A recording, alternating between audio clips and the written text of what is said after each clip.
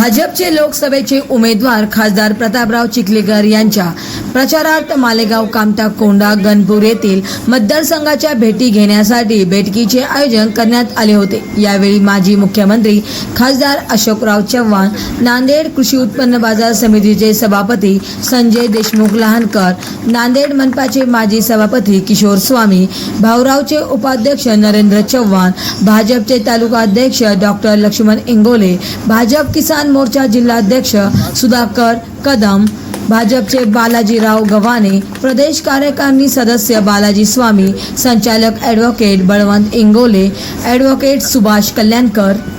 माजी सभापती सौमंगलताई स्वामी, सरपंच मारुतराव बुटे, सरपंच दुर्गाताई दासे, महंत अप्पा बरगळ, सचिव शंकरराव कंगारे, माजी सरपंच शिवलिंग स्वामी, शहराध्यक्ष योगेश हळदे, सचिव शंकर कंगारे, रोहिदास पाटील, माजी सरपंच राम कदम, उपसरपंच मनोहर बदरगे, विठ्ठल बंडाळे, कृष्णा इंगोले, कृषीराम बंडाळे, राजू कल्याणकर, उमाकांत सरोदे, चंद्रमुनी लोणे, राम कदम,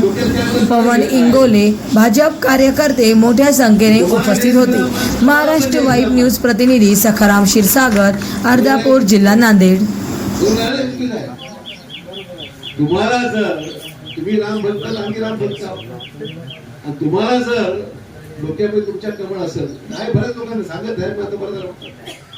आम्हाला पण पंचायत व्हायची, तुम्ही तिकडं